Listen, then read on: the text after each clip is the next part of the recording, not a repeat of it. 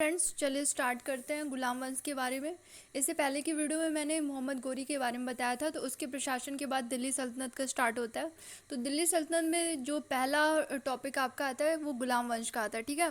तो गुलाम वंश का जो टाइमिंग है वो 1206 से 1290 तक है। कब तक है? 1206 से 1290 तक है। तो मैंने इसमें जो भी इंपॉर्टेंट क्वेश्चन है गुलाम वंश से संबंधित, मैंने सभी को यहाँ पे इंक्लूड करने की कोशिश की है। ये आपके आने वाले जो भी एग्जाम है, UP PCS, net, BEO, RO, तो सभी में मुझे लगता है कि यहाँ से आपको सभी के आंसर मिल जाएंगे जो भी क्वेश्चन होगा। तो वीडियो स्टार्ट करने से पहले चैनल को सब्सक्राइब कर दीजिएगा और अगर आपको अच्छा लगेगा तो प्लीज़ लाइक और शेयर करिएगा। तो चलिए देखते हैं। पहला है गुलाम वंश की स्थापना कब हुई। तो गुलाम वंश की जो स्थापना हुई है 1206 ईस्वी में हुई है और टाइमिंग इसका है 1290 ईस्वी तक, ठीक है। उसके बाद देख लेते हैं कि गुलाम वंश का पहला शासक कौन था। तो गुलाम वंश का जो पहला शासक था वो कुतुबुद्दीन ऐबक था। कौन था? कुतुबुद्दीन ऐबक। अब ऐबक के बारे में देख लेते हैं। तो ऐबक जो था, ये माता पिता इसके जो थे वो तुर्किस्तान के तुर्क थे। कहाँ के तुर्क थे? तुर्किस्तान के तुर्क थे, ठीक है। और जिसमें से तुर्की भाषा में जो ऐबक का जो इसका ऐबक की जो मीनिंग होती है तुर्की भाषा में, होता है चंद्रमा का स्वामी। क्या होता है? चंद्रमा का स्वामी, ठीक है। नेक्स्ट क्वेश्चन है कि कुतुबुद्दीन ऐबक गद्दी पर कब बैठा था। तो कुतुबुद्दीन ऐबक गद्दी पे 1206 ईस्वी में बैठा था। कब बैठा था? 1206 ईस्वी में बैठा था। और ये जब मोहम्मद गोरी की मृत्यु हो जाती है तो उसकी मृत्यु के पश्चात जो लाहौर की स्थानीय जनता थी, उन्होंने इससे अनुरोध किया था। तो उनके अनुरोध पे ये लाहौर में गद्दी पर बैठा था और इसने लाहौर को अपनी राजधानी बनाया था। अब ऐबक के बारे में बता दूं तो ऐबक, ये गुलाम वंश में ऐबक जो था ये तुर्क था और बाकी जो इसमें शासक हुए वो इलबरी जनजाति से थे। इलबरी जनजाति से थे, ठीक है। नेक्स्ट क्वेश्चन है कि 1206 से 1290 तक के बीच कितने राजवंशों ने शासन किया। यानी कि घुमा के अगर क्वेश्चन देखो तो गुलाम वंश में कितने राजवंशों ने शासन किया। 1206 से 1290 तक ही आपका गुलाम वंश की टाइमिंग है। तो कितने राजवंशों ने शासन किया? तो ये 3 राजवंशों ने शासन किया और 3 राजवंशों में 9 शासकों ने शासन किया था, ठीक है। अब ये 3 राजवंश कौन से थे? तो 3 राजवंश जो थे, पहला था कुतुबी, दूसरा था शमशी और तीसरा था बलबनी। तो कुतुबी जो था वो था आपका 6 से 11 तक, यानी कि 1206 से 1211 तक। फिर उसके बाद आता है शमशी। तो ये इसकी स्थापना उसने इल्तुतमिश ने किया था।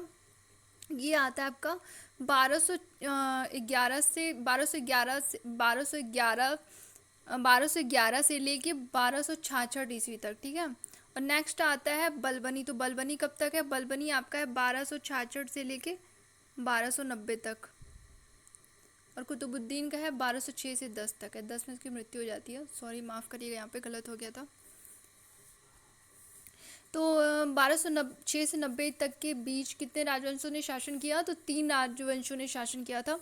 नेक्स्ट क्वेश्चन है कि कुतुबुद्दीन ऐबक को मामूलक किसने कहा था। तो कुतुबुद्दीन ऐबक को जो मामूलक हबीबुल्लाह एक इतिहासकार थे उन्होंने कहा था। किसने कहा था? हबीबुल्लाह एक इतिहासकार थे, उन्होंने कहा था। अब मामूलक क्या होता है? तो ये मामूलक जो है ये अरबी भाषा का शब्द है और अरबी भाषा में मामूलक का मतलब होता है कि स्वतंत्र माता पिता से उत्पन्न संतान, उत्पन्न दास जो होते हैं, स्वतंत्र माता पिता से जो उत्पन्न दास होते हैं उनको मामूलक कहते हैं, ठीक है। नेक्स्ट क्वेश्चन देखते हैं। कुतुबुद्दीन को, हाँ ये तो हो गया। कुतुबुद्दीन ऐबक को मामूलक किसने कहा था? तो हबीबुल्लाह ने कहा था। किसने कहा था? हबीबुल्लाह ने। और ये अरबी भाषा का शब्द है और स्वतंत्र माता पिता से उत्पन्न जो दास होते थे उनको मामूलक कहते थे। नेक्स्ट क्वेश्चन है कि तुर्की राज्य का संस्थापक किसे माना जाता है। तो तुर्की राज्य का जो संस्थापक है वो ऐबक को माना जाता है। और एक चीज़ ये भी ध्यान रखना, ये दिल्ली का प्रथम तुर्क शासक था। तो अगर मान लो क्वेश्चन घुमा के पूछता है कि दिल्ली का प्रथम तुर्क शासक कौन था, तो ये ऐबक था और ये तुर्की राज्य का संस्थापक था, ठीक है। नेक्स्ट क्वेश्चन है कि मलिक व सिपह सालार की उपाधि किसने धारण की थी। तो मलिक और सिपह सालार की जो उपाधि थी वो ऐबक ने धारण की थी। इसने सुल्तान की उपाधि नहीं धारण की थी।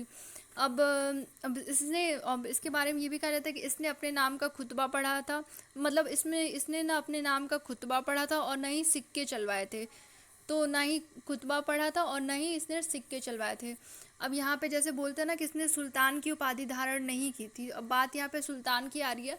तो एक क्वेश्चन ये ध्यान में आ रहा है, पिछली वीडियो में मैंने बताया था कि वह कौन सा शासक था जिसने सुल्तान की उपाधि धारण की थी सर्वप्रथम। तो वो महमूद गजनवी था। कौन था? महमूद गजनवी। और और जो इससे, हालांकि बाबर मैंने आपको पहले ही पढ़ा दिया, वो इसके बाद में आएगा। तो उसमें भी एक क्वेश्चन था कि ऐसा कौन सा शासक था जिसने सुल्तान की उपाधि न धारण करके बादशाह की उपाधि धारण की थी? तो वो था बाबर। ठीक है, तो सुल्तान की उपाधि पहली पहली बार धारण किसने किया था? महमूद गजनवी ने, और बादशाह की बाबर ने। और जो ऐबक था, इसने मलिक व सिपह सालार की धारण की थी, सुल्तान की नहीं धारण की थी। तो नेक्स्ट क्वेश्चन है कि लाख बख्श किसे कहा जाता है? तो लाख बख्श जो कहा गया है वो ऐबक को कहा गया है। किसे कहा गया है? ऐबक को। लाख बख्श, ये ऐबक को कहा गया है। ये इसकी उदारता व दानशीलता के कारण इसको लाख बख्श कहा गया है। ठीक है, इसकी उदारता और दानशीलता के कारण। नेक्स्ट क्वेश्चन है कि कुरान खां, कुरान लिख दे रही हूँ मैं यहाँ पे, कुरान खां व हातिम द्वितीय किसे कहा गया? तो कुरान खां व हातिम द्वितीय ऐबक को कहा गया है। वो ये वजह क्या थी कि ऐबक जो था वो कुरान की जो कुरान जब ये पढ़ता था, उनको अत्यंत सुरीली आवाज़ में उनका पाठ करता था, जिस वजह से इसको इसको कुरान खां भी कहा गया है। अत्यंत सुरीली आवाज़ में पाठ करने के कारण इसको कुरान खां कहा गया, और हातिम द्वितीय भी इसको कहा जाता है। ठीक है, नेक्स्ट क्वेश्चन है कि कुतुब मीनार की नींव किस प्रसिद्ध सूफी संत के नाम पर रखा गया था? कुतुब मीनार की जो नींव है किस प्रसिद्ध सूफी संत के नाम पर रखा गया था? तो ये ख्वाजा कुतुबुद्दीन बख्तियार काकी। कौन है? ख्वाजा कुतुबुद्दीन बख्तियार काकी जो है, ख्वाजा ख्वाजा कुतुबुद्दीन बख्तियार काकी के नाम पर कुतुब मीनार की नींव रखी गई थी। ठीक है,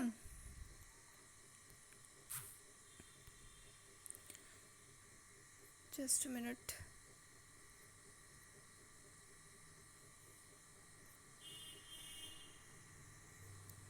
हाँ, तो इसके बाद है, और इसका कुतुबुद्दीन ने रखा था उनका नाम, इसका। और ये जो इसकी जो नींव जो रखी थी कुतुब मीनार की, वो कुतुबुद्दीन ने रखा था। लेकिन इसको जो इसका निर्माण कार्य जो हुआ था कुतुब मीनार का, वो इल्तुतमिश ने पूरा करवाया था। तो कभी कभी एग्जाम में पूछता है कि कुतुब मीनार का निर्माण कार्य किसने करवाया था? तो इल्तुतमिश ने करवाया था। और पहली बार उसकी जो नींव रखी थी वो कुतुबुद्दीन ऐबक ने रखी थी, ख्वाजा कुतुबुद्दीन बख्तियार काकी के नाम पर। ठीक है, नेक्स्ट क्वेश्चन है कि 2.5 दिन का झोपड़ा जो मस्जिद है वो किसने बनवाया था? तो कुतुबुद्दीन ऐबक ने बनवाया था, अजमेर में बनवाया था। इसके बारे में कहते हैं कि 2.5 दिन का जो झोपड़ा है, इसके बारे में कहते हैं कि चौहान सम्राट विग्रह राज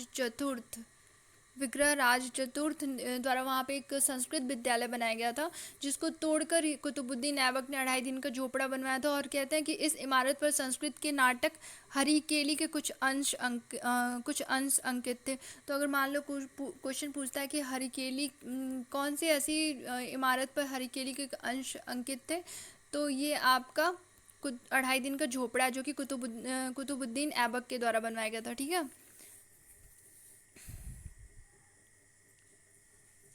और इसने विग्रह राज द्वारा बनाए गए संस्कृत विद्यालय को तोड़कर ये इमारत बनवाई थी, जहाँ पे कहते हैं कि जो संस्कृत विद्यालय थे वहाँ पे संस्कृत नाटक हरिकेली के कुछ अंश अंकित थे। नेक्स्ट क्वेश्चन है कि वजीर पद का प्रचलन सबसे पहले किसने किया था? तो वजीर पद का जो प्रचलन था वो ऐबक ने किया था। किसने किया था? ऐबक ने किया था।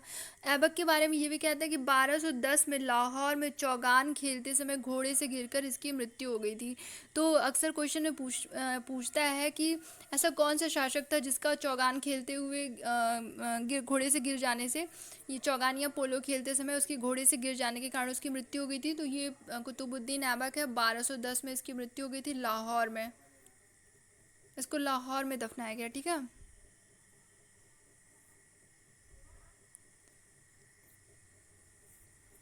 अब इसके बाद आता है कुतुबुद्दीन ऐबक की जब मृत्यु हो जाती है तो उसके बाद आता है इल्तुतमिश। तो इल्तुतमिश के बारे में देख लेते हैं। इसका इससे इम्पोर्टेंट जो क्वेश्चन है उसको देख लेते हैं। तो पहला क्वेश्चन इसमें दिल्ली सल्तनत का वास्तविक संस्थापक किसे माना जाता है? तो दिल्ली सल्तनत का जो वास्तविक संस्थापक माना जाता है वो इल्तुतमिश को माना जाता है। और इसके बारे में ये कहते हैं कि ये इल्बरी तुर्क था। क्या था? इल्बरी तुर्क था। और ऐबक की मृत्यु के समय ये बदायूं का सूबेदार था। कहाँ का सूबेदार था? बदायूं का। ठीक है, और इसके बारे में ये कहते हैं कि सर्वप्रथम लाहौर के स्थान पर इसने दिल्ली को अपनी राजधानी बनाया था। तो अगर क्वेश्चन ऐसे घुमा के पूछता है कि ऐसा कौन सा शासक था जिसने लाहौर के स्थान पर दिल्ली को अपनी राजधानी बनाया था, तो ये इल्तुतमिश था। ठीक है।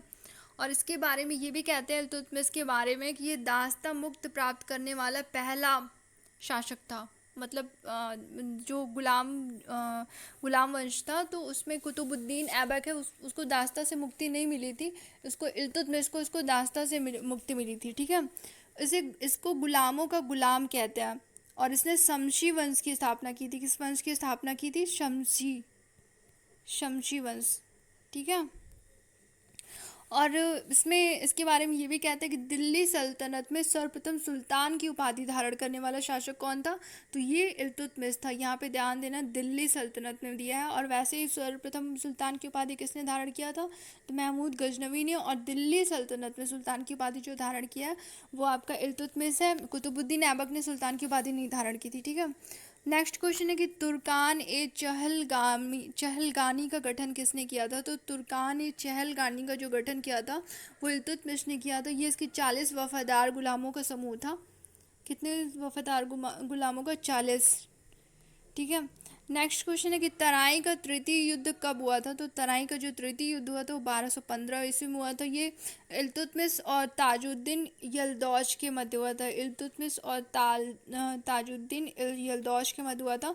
इसमें यलदौज पराजित हो गया था और इल्तुतमिश ने इसको बंदी बनाकर बदायूं के दुर्ग में इसका वध कर दिया था। अब यहाँ पे बात अगर देखो तराई के तृतीय युद्ध की बात हुई है, तो पहला दूसरा कब हुआ था? तो पहला जो हुआ है 1191 में हुआ है। ये पृथ्वीराज और जस्ट अ मिनट, ये क्या हो रहा है यार, पृथ्वीराज और मोहम्मद गोरी के मध्य हुआ था। ठीक है। तो प्रथम जो तराई का प्रथम युद्ध हुआ था उसमें मोहम्मद गोरी पराजित हुआ था। और जो सेकंड युद्ध हुआ था वो 1192 ईस्वी में हुआ था। पहला 1191 में, सेकंड 1192 में। इसमें पृथ्वीराज पराजित हुए थे। पहला 1191, सेकंड 92 और 93 जो है वो 1215 में हुआ है। ध्यान रखना। ठीक है। तो चलिए देखते हैं नेक्स्ट क्वेश्चन। हाँ, तो शमशी वंश की स्थापना किसने की थी? देखो शमशी वंश आ गया ना यहाँ पे। तो शमशी वंश की जो स्थापना की थी वो आपका इल्तुतमिश ने किया था। और दिल्ली सल्तनत का सर्वप्रथम सुल्तान उपाधि धारण करने वाला ये शासक था। ठीक है। अब इसमें एक क्वेश्चन और है कि चंगेज खां का सर्वप्रथम आक्रमण किसके शासनकाल में हुआ था? चंगेज खां का सर्वप्रथम आक्रमण किसके शासनकाल में था? ये मंगोल था। कौन था? मंगोल। तो ये जो इसका जो आक्रमण हुआ है वो इल्तुतमिश के शासनकाल में हुआ है। और इसने 1221 ईस्वी में आक्रमण किया था। उस टाइम इल्तुतमिश का शासन था। चंगेज खां के बारे में बता दूँ तो चंगेज खां का जो नाम था तिमुचीन था। क्या नाम था? तिमुचीन। ये अक्सर एग्जाम में पूछता है कि तिमुचीन किसका नाम था। ये बहुत इंपॉर्टेंट है, इसको याद कर लेना आप लोग। तो तिमुचिन जो था वो चंगेज खां का नाम था। और ये अपने आप को ईश्वर का अभिशाप कहना, ये मतलब ये स्वयं को ईश्वर का अभिशाप कहने में गौरवान्वित महसूस करता था चंगेज खां। नेक्स्ट क्वेश्चन है कि इक्ता प्रणाली किसने विकसित किया था? तो इक्ता प्रणाली जो विकसित किया था वो इल्तुतमिश ने विकसित किया था। किसने विकसित किया था? इल्तुतमिश। अब इक्ता क्या है? तो ये नगद वेतन के बदले दिया जाने वाला भूभाग था जो कि सैनिकों को दिया जाता था। नेक्स्ट क्वेश्चन है कि मकबरों का जन्मदाता किसे कहते हैं? तो मकबरों का जो जन्मदाता है वो इल्तुतमिश को कहते हैं। इसने अपने पुत्र, इसका जो पुत्र था नासिरुद्दीन महमूद, उसका मनकापुर में इसका पहली बार मकबरा बनवाया था। तो भारत का ये सर्वप्रथम मकबरा भी है मनकापुर में नासिरुद्दीन महमूद का। ठीक है। तो मकबरों का जन्मदाता किसे कहते हैं? इल्तुतमिश को कहते हैं। तो फ्रेंड्स ये कंप्लीट हो गया। इसके बाद रचिया का थोड़ा सा पार्ट बचा है, मैं उसको भी कंप्लीट कर दूंगी। इल्तुतमिश